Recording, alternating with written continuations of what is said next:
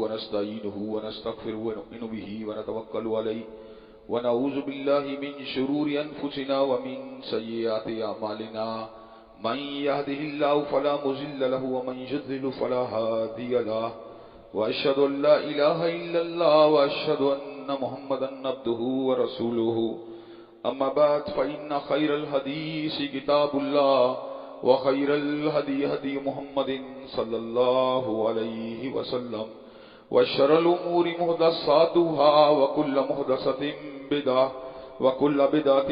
ضلالة وكل ضلالة في النار.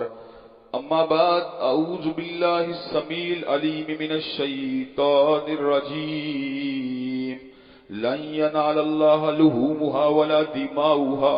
ولكن يناله التقوى منكم.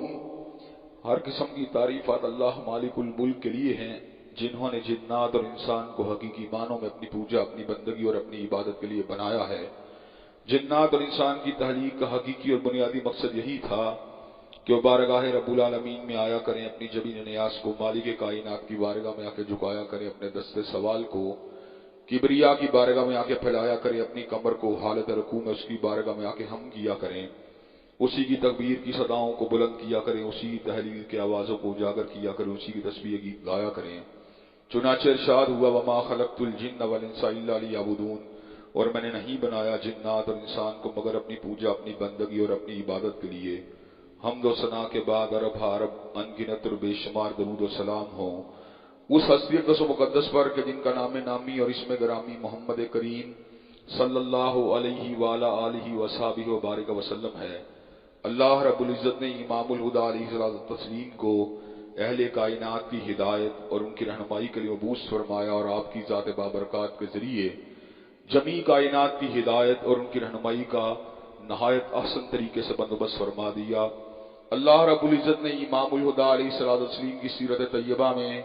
طرح طرح کی خصوصیات کو ودیت فرما دیا تھا اور گوناگون قسم کی صفات کو آپ کی ذات اقدس و مقدس کا حصہ بنا دیا تھا. اور ان تمام باتوں سے بڑھ کر یہ کہ میرے آقا کی زندگی میں کوئی صبح ایسی نہیں آئی، کوئی شام اور کوئی رات ایسی نہیں آئی، دکھوں کی کوئی گھڑی اور خوشیوں کا لمحہ ایسا نہیں آیا جب مالک کائنات نے اپنی تائید کو، اپنی نصرت کو، اپنی حمایت اور اپنی تائید بے مثال الازوال کو حضرت رسول اللہ صلی اللہ علیہ وسلم کے شامل حال نہ فرمایا ہو.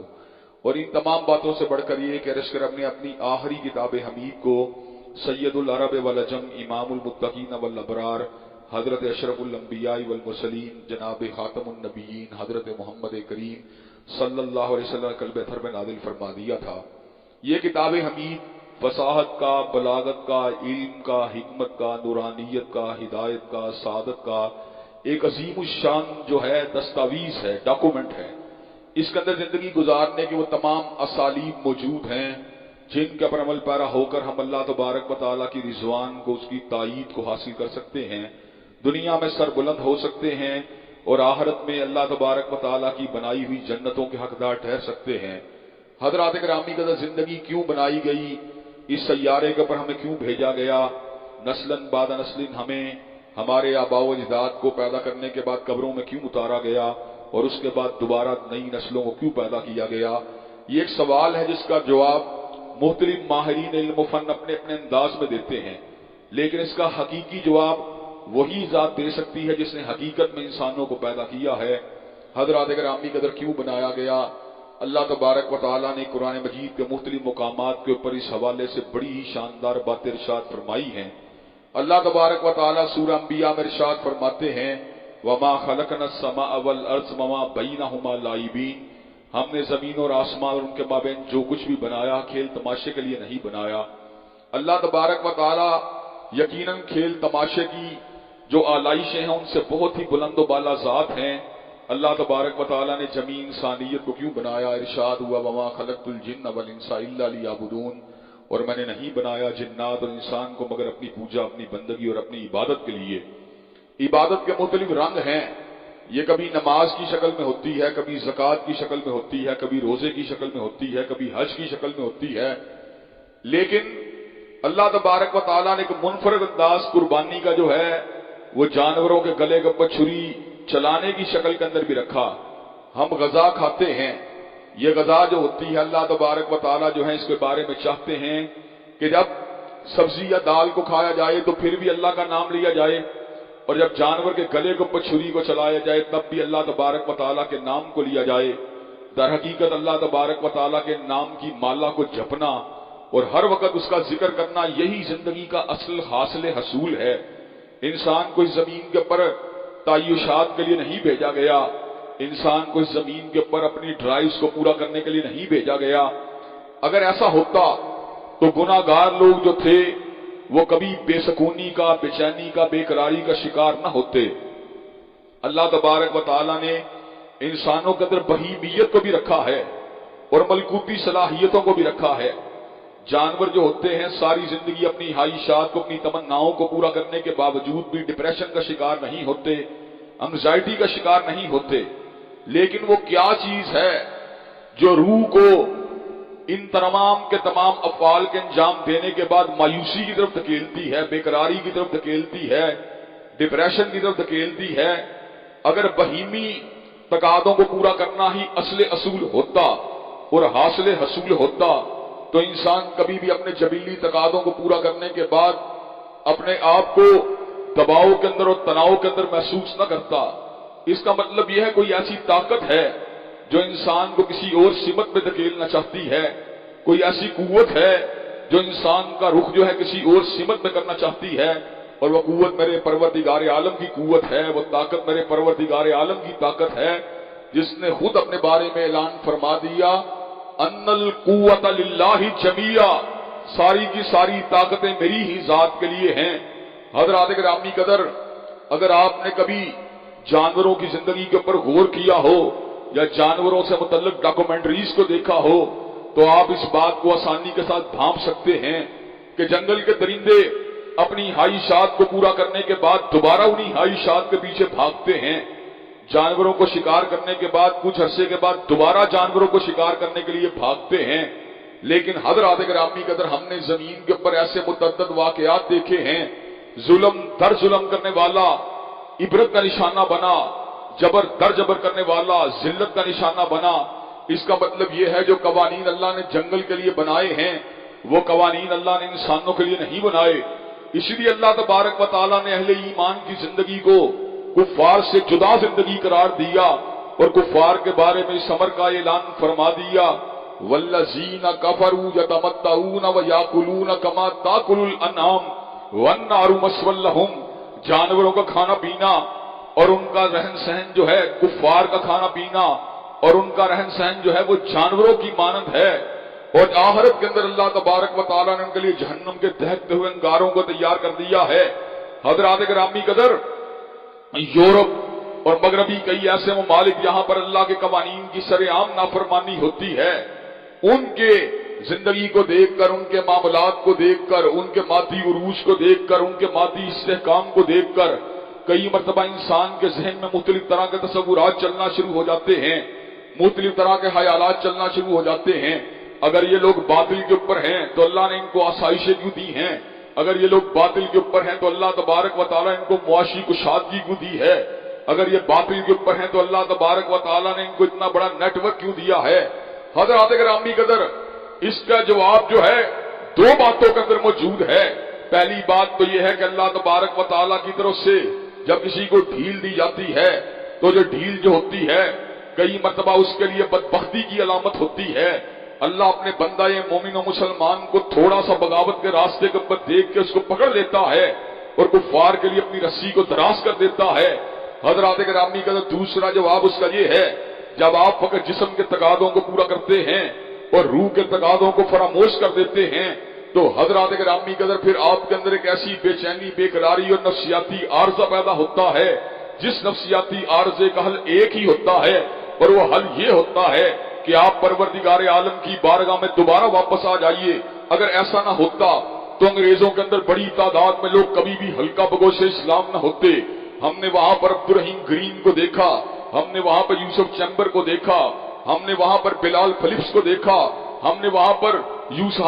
پر حمزہ انڈریاس کو دیکھا۔ حضرات گرامی قدر، ہم نے وہاں پر یوسف ایسچس کو دیکھا، ہم نے وہاں پر درجنوں کی تعداد میں ہونے والے مسلمان دیکھے، ہم نے وہاں پہ جان فلپس کو دیکھا۔ حضرات گرامی کا جب بھی کسی سے پوچھا گیا تمہارے اسلام کی طرف آنے کی وجہ کیا ہے؟ اس نے ایک ہی جواب دیا، اس نے کہا میری روح جو تھی وہ اداس تھی، میری روح جو تھی وہ بے قرار تھی۔ حضرات گرامی کی طرف وہ کیا چیز تھی کہ حسن کے تقاضے ہونے کے باوجود اور جنسی تقاضوں کو پورا کرنے کے باوجود اور کھانے پینے کے تقاضوں کو پورا کرنے کے باوجود ان کی روحوں کو سکون نہیں ملا، روحوں کو امن نہیں ملا، روحوں کو چین نہیں ملا؟ اس کی وجہ کیا تھی؟ اس کی وجہ یہ تھی ایک روشنی تھی جو ان کے تعاقب کے اندر موجود تھی، ایک نورانیت تھی جو ان کو سیدھے راستے کے اوپر کھینچ رہی تھی۔ حضرات گرامی قدر، جسم کے تقاضے کبھی بھی حرف آخر اگر ہوتے تو زمین کے اوپر اللہ تبارک و تعالیٰ کی پوجا کرنے والے لوگ اتنی بڑی تعداد میں موجود نہ ہوتے۔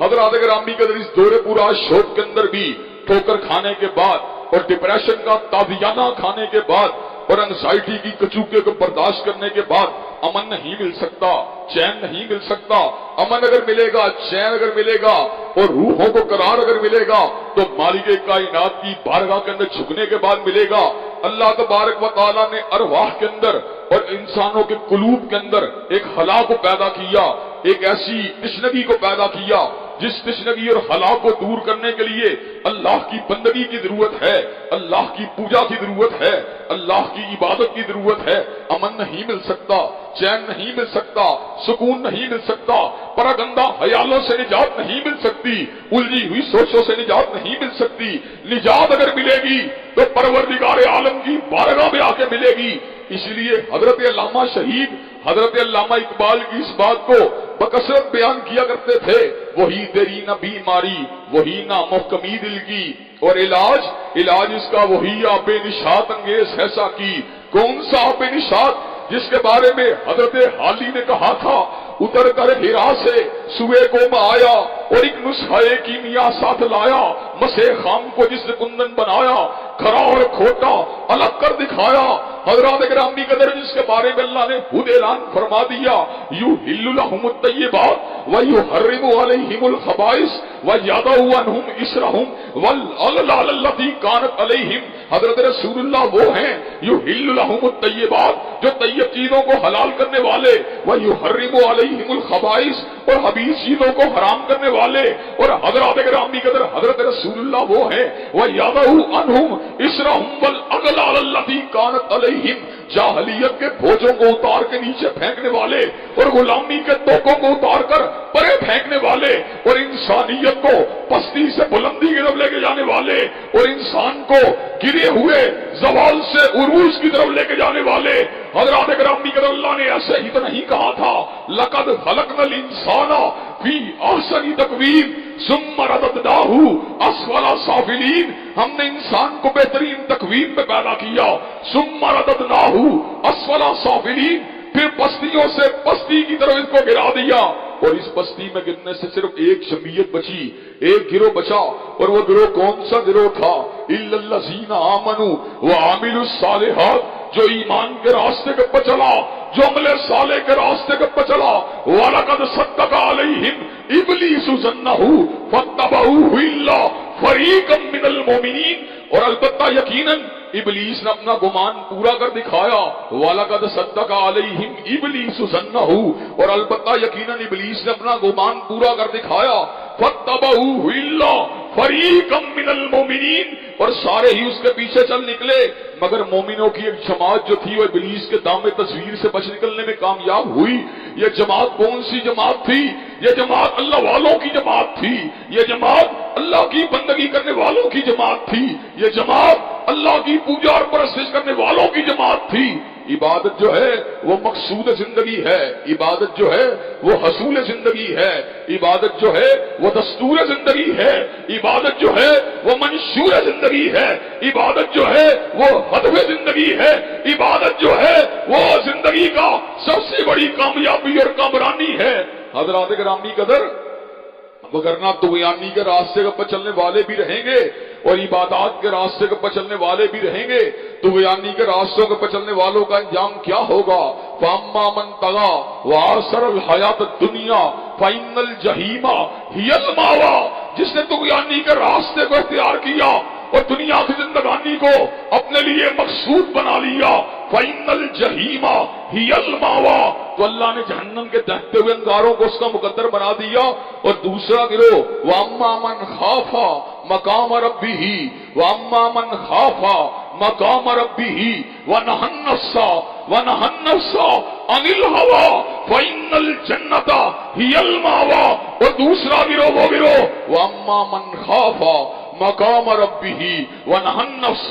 عن الهوى فإن الجنة هي المأوى، دوسرا گروہ وہ گروہ جو اپنے پروردگار عالم کے سامنے کھڑے ہونے سے ڈر گیا اور اس نے اپنی حائش کو دبا لیا، فإن الجنة هي المأوى، ان کا ٹھکانہ جنت ہوگی۔ حضرات گرامی قدر، بندگی کا جو انداز اور اسلوب ہیں انہی اسالیب میں سے ایک اسلوب یہ ہے، جس طرح دال روٹی کھاتے ہوئے بسم اللہ پڑھنا ہے، اسی طرح جانور کے گلے کے اوپر چھری کو چلاتے ہوئے بھی بسم اللہ ہے، اللہ اکبر کا اظہار کرنا ہے۔ اللہ اونٹ بہت بڑا ہے، بیل بہت بڑا ہے، 10 من کا ہے، 15 من کا ہے، 20 من کا ہے، لیکن اللہ یہ ایک جانور ہے، تو نے کروڑوں کو پیدا کیا، تو نے اربوں کو پیدا کیا، تو نے اس سے بھی بڑی تعداد کو پیدا کیا، اللہ تو بہت ہی بڑا ہے، اللہ تو بہت ہی بڑا ہے۔ اور حضرات گرامی کا جب جانور کے گلے کے اوپر چھری کو چلایا جائے گا پھر کیا کیا جائے گا؟ پھر گوشت کو کاٹا جائے گا، پھر لہو کو گرایا جائے گا، لیکن اللہ نے اس امر کا اعلان فرما دیا لن ینال اللہ لحومها ولا دماؤها ولکن ینالہ التقوی منکم، مجھے تمہارے کاٹے جانے والے گوشت کی ضرورت نہیں، مجھے تمہارے بہائے جانے والے لہو کی ضرورت نہیں، اللہ آپ کو کس چیز کی ضرورت ہے؟ ولکن ینالہ التقوی منکم، مجھے تمہاری روح کی پکار کی ضرورت ہے، مجھے تمہارے دل کی راستگی کی ضرورت ہے، مجھے تمہارے دل کے سیدھے ہونے کی ضرورت ہے، مجھے تقوی والے دل اور دماغ کی ضرورت ہے۔ وَلَٰكِن يَنَالُهُ التَّقْوَىٰ مِنكُمْ، اللہ کو جو چیز پہنچتی ہے، اللہ کو وہ نیت پہنچتی ہے، وہ دل کا تقوی پہنچتا ہے۔ جو انسان چھری کو چلا رہا ہوتا ہے، حضرات گرامی قدر، وگرنہ کئی چھریاں چلانے والے اور کئی جانوروں کو گرانے والے اور کئی اونٹوں کو لٹانے والے اور کئی گایوں بھینسوں اور بیلوں کو ذبح کرنے والے، حضرات گرامی قدر ان کا انجام شقاوت ہے، ان کا انجام تحت جہنم کے دہتے ہوئے انگارے ہیں۔ عاملۃ ناصبہ تصلیٰ نارا حامیہ، لمبی نمازیں پڑھنے والے اس دن اوندے منہ جہنم کی آگ میں گرا دیے جائیں گے۔ وجہ کیا ہوگی؟ وجہ یہ ہوگی نیت میں خلوص نہیں ہوگا اور عمل سنت نبی شریف کے مطابق نہیں ہوگا۔ حضرات گرامی اگر اللہ تبارک و تعالیٰ کو کیا چیز پہنچتی ہے؟ اللہ کو تمہارے دل کا تقویٰ پہنچتا ہے، تمہاری نیت کا خلوص پہنچتا ہے۔ اور حضرات گرامی اگر اللہ تبارک و تعالیٰ پتہ کتنا باریک بین ہے، تم صحن مسجد میں داخل ہوئے، تم نے وضو کیا، تم جب داخل ہوئے تمہاری نیت خالص تھی، تم نے جب نماز کو پڑھنا شروع کیا، تم نے دیکھا ایک شخص تمہیں دیکھ رہا ہے، تم نے اپنے رکوع اور سجدے کو اس کی دیکھنے کی وجہ سے لمبا کیا، تمہاری نیت کے اندر تغیر آیا۔ اللہ کو پتا تھا جب تم مخلص تھے، اللہ کو پتا تھا جب تم متغیر ہوئے۔ حضرات گرامی قدر، اللہ تبارک و تعالیٰ وہ ہیں انہ علیم بذات الصدور، وہ دلوں کی دھڑکنوں کو جاننے والے ہیں۔ حضرات گرامی قدر، کئی چھریاں چلانے والے جنت کے بالاخانوں میں ہوں گے اور کئی چھریاں چلانے والے جہنم کی گہرائیوں میں ہوں گے، حالانکہ چھری تو دونوں نے چلائی ہوگی، فرق کیا ہوگا؟ وَلَٰكِن يَنَالُهُ التَّقْوَىٰ مِنكُمْ، ایک کی چھری ریاکاری کے ساتھ چلی اور ایک کی چھری للہیت کے ساتھ چلی۔ حضرات گرامی قدر، اللہ کے نبی نے 3 طرح کے گھوڑوں کا ذکر کیا اور اس بات کو بیان کر کے اپنی گفتگو کو سمیٹوں گا۔ اللہ کے نبی نے فرمایا گھوڑے 3 طرح کے ہوتے ہیں، ایک گھوڑا وہ ہوتا ہے جو راہ خدا میں چلتا ہے، اللہ کے راستے میں چلتا ہے۔ حضرات گرامی قدر، وہ گھوڑا جس کے اوپر بیٹھ کر ہم اللہ کے دین کی تبلیغ کرتے ہیں، یا وہ گھوڑا جس کے اوپر بیٹھ کر ہم کفار کے ساتھ مبارزت کے لیے اپنی تلوار کو اٹھاتے ہیں، وہ گھوڑا جس کا مقصد یہ ہے اللہ میں اس گھوڑے کو تیرے راستے میں چلا کے تجھے راضی کروں گا۔ حضرت رسول اللہ فرماتے ہیں وہ گھوڑا جب چارہ کھاتا ہے مالک کو ثواب ملتا ہے، حتیٰ کہ جب لید کرتا ہے مالک کو ثواب ملتا ہے، حتیٰ کہ جب پیشاب کرتا ہے مالک کو ثواب ملتا ہے، حتیٰ کہ کسی نہر کو عبور کرنے کے دوران پانی کا وہاں سے خون پیتا ہے مالک کو ثواب ملتا ہے۔ اور کہا دوسرا گھوڑا جس کو ریاکاری کے لیے پالا گیا، جس کو دکھلاوے کے لیے پالا گیا، ہر قدم کے ساتھ مالک کو عذاب ہے، ہر قدم کے ساتھ مالک کو وبال ہے۔ گھوڑا تو وہی ہے لیکن نیت بدل گئی، گھوڑا تو وہی ہے لیکن ہدف بدل گیا، گھوڑا تو وہی ہے لیکن پس منظر بدل گیا، گھوڑا تو وہی ہے لیکن ہدف بدل گیا، گھوڑا تو وہی ہے لیکن منزل بدل گئی۔ یہ گھوڑا ہے جو فہر کا گھوڑا ہے، یہ گھوڑا ہے جو غرور کا گھوڑا ہے، یہ گھوڑا ہے جو چودراہٹ کا گھوڑا ہے، یہ گھوڑا ہے جو اسٹیٹس سمبل کا گھوڑا ہے، یہ گھوڑا ہے جو سوشل اپنی ایلیویشن کے لیے پالا گیا گھوڑا ہے۔ حضرات گرامی کی طرف گھوڑے کو چلایا گیا، ہر قدم کے ساتھ مالک کے لیے عذاب ہے۔ حضرات گرامی قدر اب اس گھوڑے کو چلایا گیا، چارہ کھائے گا مالک کو عذاب ہوگا، پانی پیے گا مالک کو عذاب ہوگا، لیپ کرے گا مالک کو عذاب ہوگا،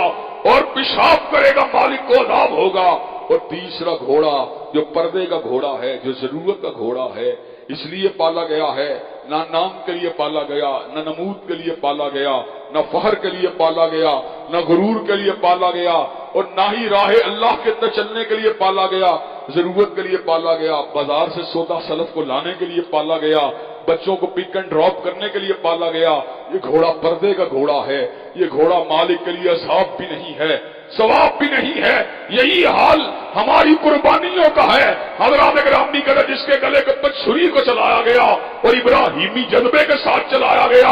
ابراہیم کے تصورات کو اور اس کی جو محبتیں تھی اللہ کے لیے ان کو مد نظر رکھ کے چلایا گیا، وہ گھوڑا مالک کے لیے باعث اجر و ثواب ہے۔ اور جس گھوڑے کو اس لیے چلا اور جس جانور کو اس لیے ذبح کیا گیا کہ وہ اللہ تبارک و تعالیٰ کے راستے میں اسی طرح قربان ہو جس طرح حضرت ابراہیم نے سیدنا اسماعیل کے گلے کے اوپر چھری کو چلایا تھا۔ حضرات گرامی قدر وہ جانور آپ کے لیے باعث اجر و ثواب ہے۔ اور جس جانور کو اس لیے پالا گیا کہ میاں صاحب نے 10 جانور کیے تھے، میاں صاحب کی کیا بات ہے، چوہی صاحب کی کیا بات ہے، چوہی صاحب نے 15 جانور کیے تھے، اور چوہی صاحب کے بیل جیسا بیل تو پورے محلے ہی کے اندر موجود نہیں تھا۔ چوہی صاحب کا بیل جو ہے وہ فیس بک کے اوپر گھوم رہا ہے، چوہی صاحب کا بیل جو ہے وہ یوٹیوب کے اوپر گھوم رہا ہے، چوہی صاحب کا بیل جو ہے وہ ٹویٹر کے اوپر گھوم رہا ہے۔ حضرات گرامی کا چوہی صاحب کی مونچھوں کے اوپر تاؤ ہے، اور چوہی صاحب جو ہے پورے کے پورے بیل کو بڑے بڑے افسرانے بالا تک پہنچانے کے لیے اس کی بونگ کو تیار کر رہے ہیں، اس کی گول گوشت کی بوٹیوں کو تیار کر رہے ہیں۔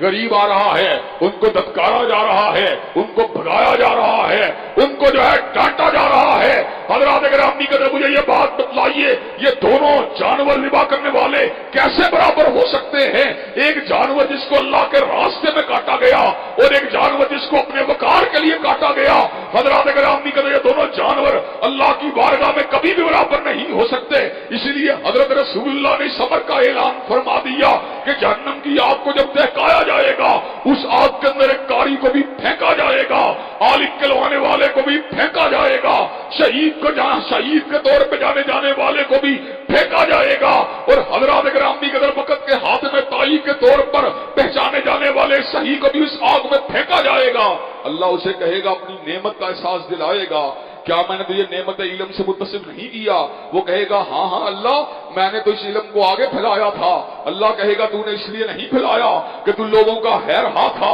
تو نے اس لیے نہیں پھیلایا کہ تو میری رضا کا طلبگار تھا، تجھے یہ خواہش تھی تجھے علامۃ الدہر کہا جائے، تجھے وقت کا بہت بڑا عالم کہا جائے، تجھے وقت کا بہت بڑا علامہ کے طور پہ جانا جائے، وقت کیل تجھے کہہ لیا گیا،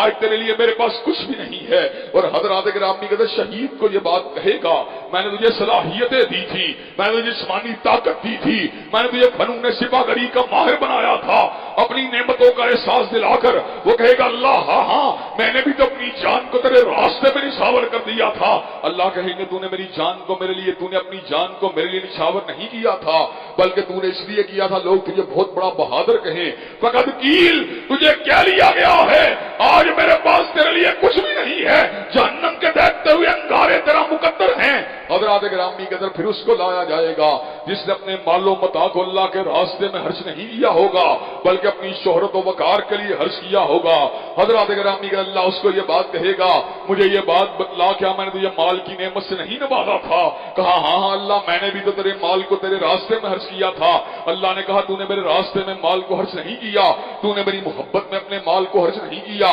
بلکہ تو نے تو صحابت کا علامت بننے کے لیے, صحابت کی جو ہے ایک نشانی بننے کے لیے, صحابت کا ایک سمبل بننے کے لیے اپنے مال کو خرچ کیا تھا. فقط قیل پر تجھے کہہ لیا گیا ہے آج میرے پاس تیرے لیے کچھ بھی نہیں ہے. حضرات گرامی کا کیا ہم اللہ کو بھی دھوکہ دے سکتے ہیں؟ کیا ہم اللہ تبارک و تعالیٰ کو بھی جو ہے معاذ اللہ ثم معاذ اللہ کو بھی شکر دینا چاہتے ہیں؟ اللہ کو پتا ہے وہ کون ہے جو اپنے مال کو میری محبت میں خرچ کرنے والا, اور وہ کون ہے جو ریاکاری سے اپنے مال کو خرچ کرنے والا. اس لیے اللہ نے قربانی کی اساس اور بنیاد کو بیان فرما دیا, لن ینال اللہ لحومها ولا دماؤها ولکن ینالہ التقوی منکم. اللہ کو تمہارے کاٹے جانے والے گوشت کی ضرورت نہیں, تمہارے بہائے جانے والے لہو کی ضرورت نہیں, بلکہ اللہ کو جذبہ ابراہیمی کی ضرورت ہے جس نے اسماعیل کے گلے کے اوپر چھری کو چلانے کے لیے مادہ و تیار کر دیا. حضرات گرامی کا چھری جو جانور کے گلے کے اوپر چلتی ہے اس کو جھوٹے معتقدات کے اوپر بھی چلنا چاہیے. یہ چھری جو جانور کے گلے کے اوپر چلتی ہے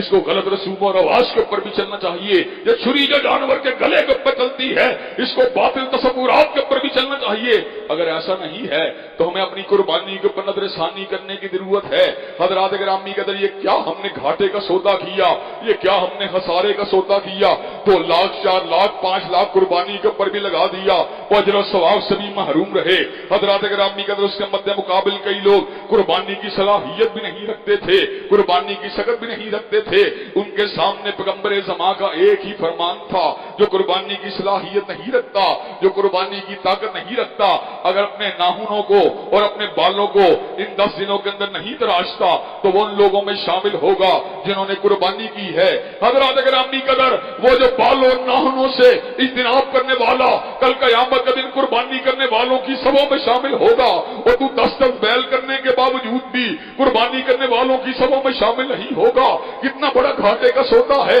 کتنا بڑا نقصان کا سودا ہے. حضرات گرامی کا اس زمن میں آخری بات کر کے اپنی بات کو ختم کروں گا. کئی خطیب ایسے ہوتے ہیں ہزاروں تقریریں کرتے ہیں اور لوگ ان کو زندہ باد بھی کہتے ہیں اور لوگ ان کو اہلاً و سہلاً مرحبا بھی کہتے ہیں, لیکن نیت کی کھوٹ کی وجہ سے کل قیامت کے دن کامیاب لوگوں میں شامل نہیں ہوں گے. اور اس کے مد مقابل اللہ نے قرآن مجید میں 2 خطیبوں کا ذکر کیا. ایک خطیب تھا جو حبیب نجار تھا جس نے الفاظ کہے تھے وَمَا لِيَ لَا أَعْبُدُ الَّذِي فَطَرَنِي وَإِلَيْهِ تُرْجَعُونَ, میں اس اللہ کی پوجا کیوں نہ کروں جس نے مجھے بنایا ہے اور جس کی طرف میں نے پلٹ کے جانا ہے. اس نے کہا میری قوم کے لوگوں تم انبیاء رسول اللہ کی کیوں مخالفت کرتے ہو جبکہ انبیاء رسول اللہ کا پیغام جو ہے حضرات گرامی کے اندر وہ ہدایت کا پیغام ہے. اللہ کو اس کی ادا اتنی پسند آئی کہ اللہ نے اس کے الفاظ کو سورہ یاسین کا حصہ بنا دیا. جب بھی سورہ یاسین کی تلاوت ہوگی حبیب نجار کے خطاب کو بھی پڑھا جائے گا, اس لیے کہ وہ خطاب جو تھا اپنی شخصیت کی بلندی کے لیے نہیں تھا, وہ خطاب جو تھا وہ اپنی ذات کے تعارف کے لیے نہیں تھا, وہ خطاب جو تھا اپنی شہرت و وقار کے حصولی کے لیے نہیں تھا,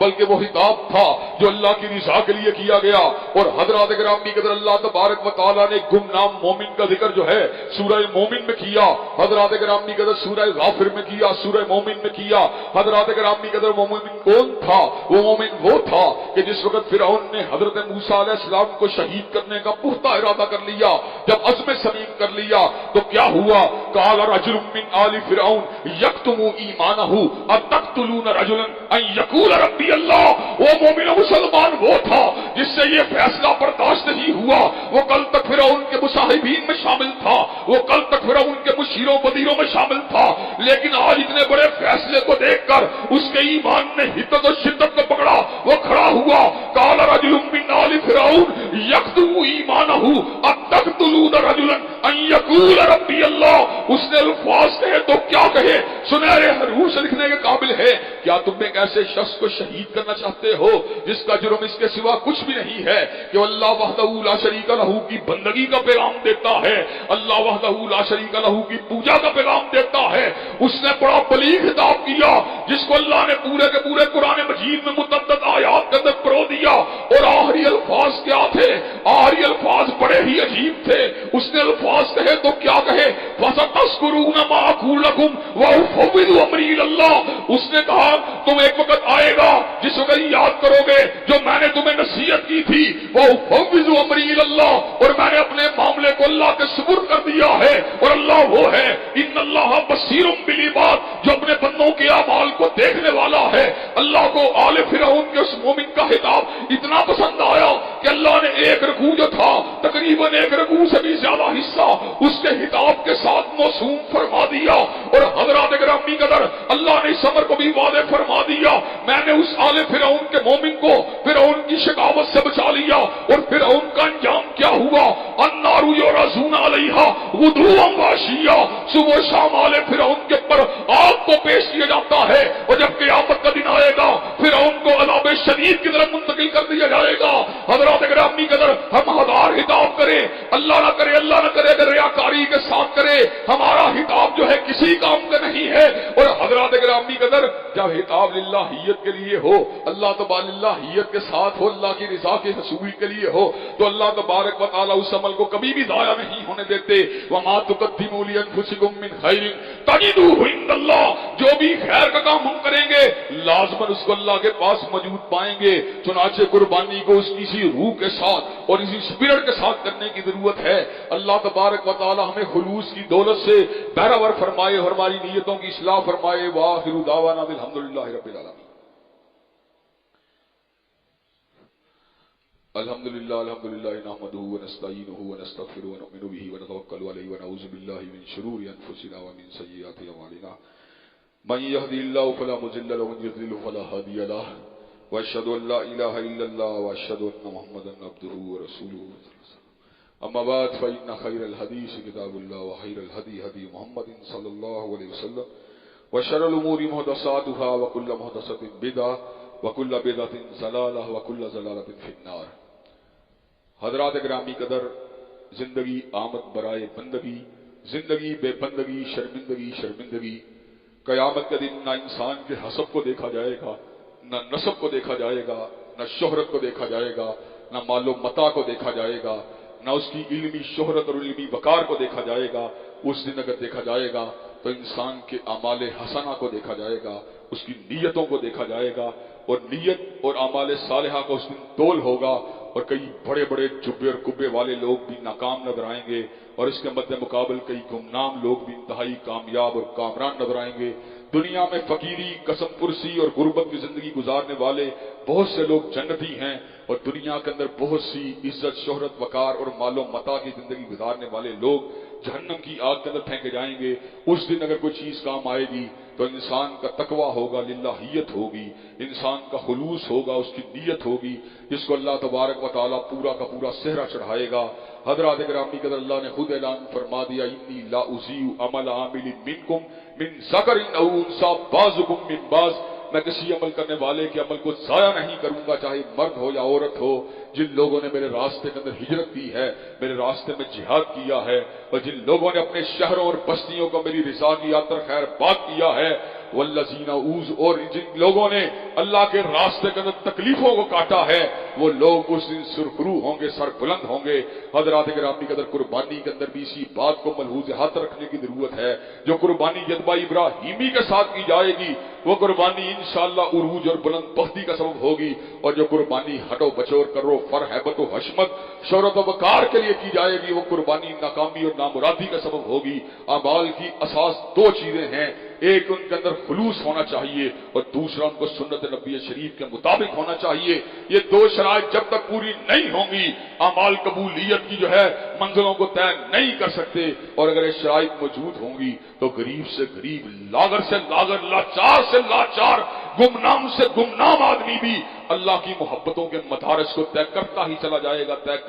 جائے گا۔ وقت کا بہت بڑا ولی اللہ ہونے کے لیے انسان کا تعارف ہونا ضروری نہیں، ایک انسان مسکینی کی زندگی گزار کر بھی، یتیمی کی زندگی گزار کر بھی، مخلوق الحالی کی زندگی گزار کر بھی، غربت اور افلاس کی زندگی گزار کر بھی اللہ کی قربت کے تمام سفر طے کر سکتا ہے، اور اس کے مد مقابل نعمتوں، آسائشوں، فراوانی کی زندگی گزار کے بھی انسان اسفل سافلین کے اندر گر سکتا ہے، ان لوگوں میں شامل ہو سکتا ہے جن کا مقدر زوال ہی زوال ہے، زوال ہی زوال ہے، زوال ہی زوال ہے۔ حضرات گرامی قدر، معروضات کے ساتھ ساتھ ایک اہم امر کی طرف آپ کی توجہ کو وصول کروانا چاہتا ہوں کہ ایک عرصے سے یورپ کے اندر جو ہے قرآن مجید اور پیغمبر زماں حضرت محمد کریم صلی اللہ علیہ وسلم کی بے حرمتی اور بے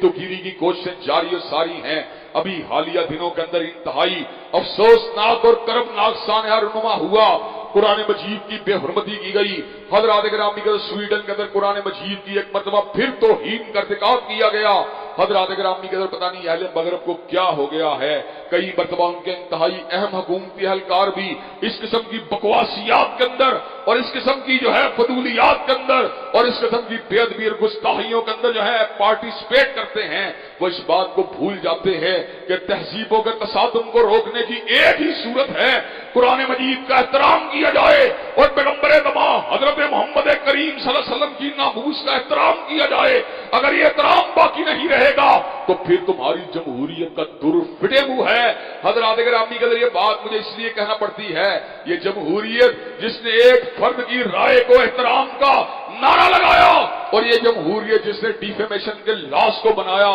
کہ حد کے عزت کے قوانین پوری دنیا میں ہونے چاہیے تاکہ کوئی کسی انسان کو بدنام یا ڈیفیم نہ کر سکے، اور یہی جمہوریت جس نے کنٹمپٹ قوانین کے جو ہیں قوانین لوگوں کے سامنے پیش کیے کہ اگر عدالت کی احانت ہوگی، عدالت کی توہین ہوگی تو عام انسان کو انصاف نہیں مل سکتا، لیکن یہی جمہوریت کے نام نہاد علمبردار اور ٹھیکیدار جب قرآن مجید کی توقیر کی بات آتی ہے اور جب پیغمبر زماں حضرت محمد کریم صلی اللہ علیہ وسلم کی ناموس کی بات آتی ہے تو آزادی اظہار و حریت فکر کے جھنڈوں کو اٹھا کر میدان میں نکل آتے ہیں۔ ان کے دورے معیار ہیں۔ میں برمنگھم ایئرپورٹ کے پر 3-4 سال پہلے اترا، حضرات گرامی کے امیگریشن کے کاؤنٹر کے پیچھے بہت بڑا فلیکس لگا ہوا تھا،